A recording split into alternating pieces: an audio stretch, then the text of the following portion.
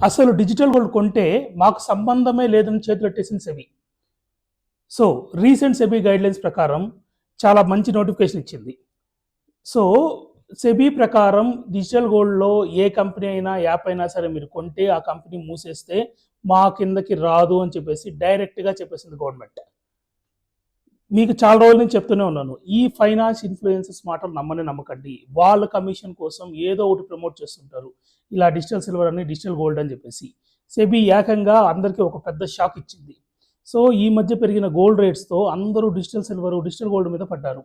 దీంట్లో ఎవరైనా సరే కంపెనీ కానీ ఏదన్నా మూసేస్తే గవర్నమెంట్కి ఎటువంటి సంబంధం లేదని చాలా క్లియర్గా చెప్పింది.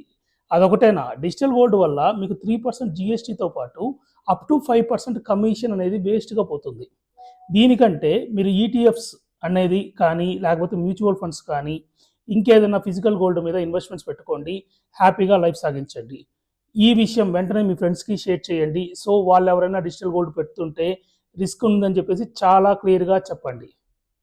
Thanks for watching. అసలు డిజిటల్ గోల్డ్ కొంటే మాకు సంబంధమే లేదని చేతులు